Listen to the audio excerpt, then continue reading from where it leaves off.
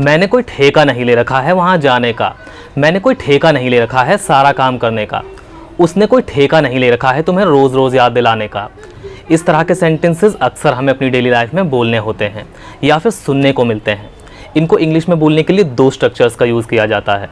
पहला है has not taken contract और दूसरा है हैव नॉट टेकन कॉन्ट्रैक्ट। अगर सब्जेक्ट सिंगुलर है तो हैज़ नॉट टेकन कॉन्ट्रैक्ट का यूज़ किया जाता है और अगर सब्जेक्ट प्लूरल है तो हैव नॉट टेकन कॉन्ट्रैक्ट का यूज़ किया जाता है। चलिए इनको यूज़ करने का रूल देख लेते हैं। सो गाइज, इसका रूल इस प्रकार है, सब्जेक्ट प्लस हैज़ या फिर have plus not taken contract और उसके बाद टू प्लस वर्ब की फर्स्ट फॉर्म और लास्ट में अदर वर्ड्स अगर हैं तो। मैंने कोई ठेका नहीं ले रखा का, I have not taken contract to go there. आप हैव नॉट को हैवंट भी बोल सकते हैं। I haven't taken contract to go there. मैंने कोई ठेका नहीं ले रखा है तुम्हें रोज रोज मनाने का। I haven't taken contract to convince you every day. हमने कोई ठेका नहीं ले रखा है तुम्हारा काम करने का। We haven't taken contract to do your work. उसने कोई ठेका नहीं ले रखा है तुम्हें याद दिलाने का।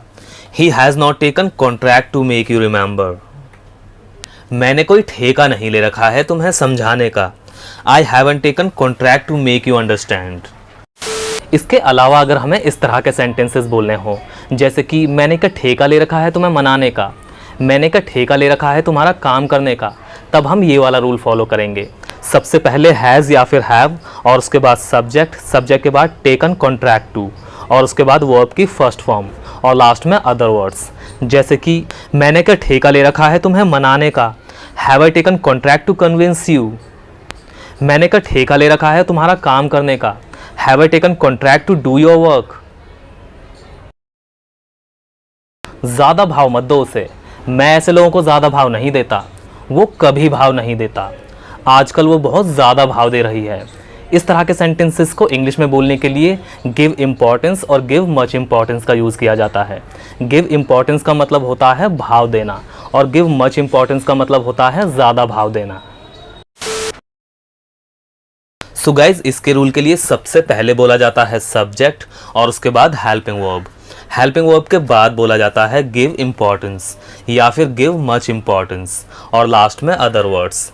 इसमें ये जो गिव है ये एक वर्ब है जिसकी फॉर्म टेंस के अकॉर्डिंग चेंज भी हो सकती है, जैसे कि गिव्स, गेव, गिवन एटसेट्रा। ज़्यादा भाव मत दो उसे। Don't give much importance to him. मैं ऐसे लोगों को ज़्यादा भाव नहीं देता। I don't give much importance to such people. वो कभी भाव नहीं देती। She never gives importance. So guys, अभी हमने बताया भाव देना या फिर ज़्यादा भाव देना, इसको इंग्लिश में कैसे बोला जाता है।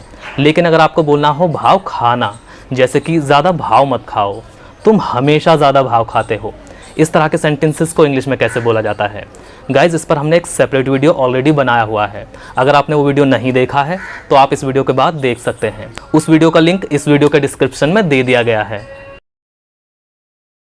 सब कुछ सर के ऊपर से चला गया। वो जो भी बताता है मेरे सर के ऊपर से चला जाता है। इस तरह के सेंटेंसेस को इंग्लिश में बोलने के लिए गो ओवर हेड का यूज़ किया जाता है।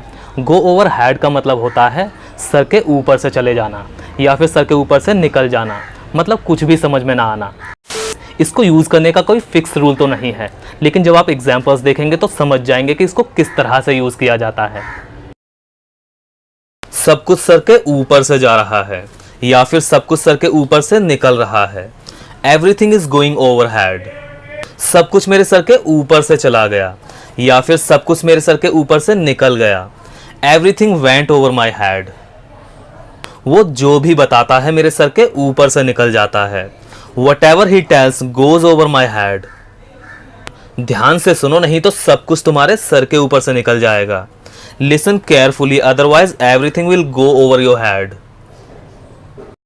अगर हम छत पर हैं और हमें किसी से इंग्लिश में बोलना हो कि मैं छत पर हूँ, तो हम सिंपली बोलेंगे I am on the roof. लेकिन अगर हमें इतना बोलना हो मैं ऊपर हूँ या फिर मैं नीचे हूँ, तब उस कंडीशन में हम अपस्टेयर्स और डाउनस्टेयर्स का यूज़ करते हैं।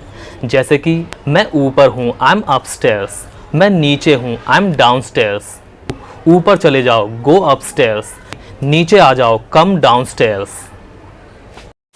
सो गाइज आज की इस वीडियो में बस इतना ही। आई होप कि आपको वीडियो पसंद आया होगा और आपको इन सभी स्ट्रक्चर्स का यूज़ अच्छे से समझ में आया होगा और कुछ भी आपके सर के ऊपर से नहीं गया होगा। अगर आपको हल्का सा भी डाउट हो तो आप कमेंट करके पूछ सकते हैं। तो मिलते हैं अगली वीडियो में एक नए लेसन के साथ। Till then take care.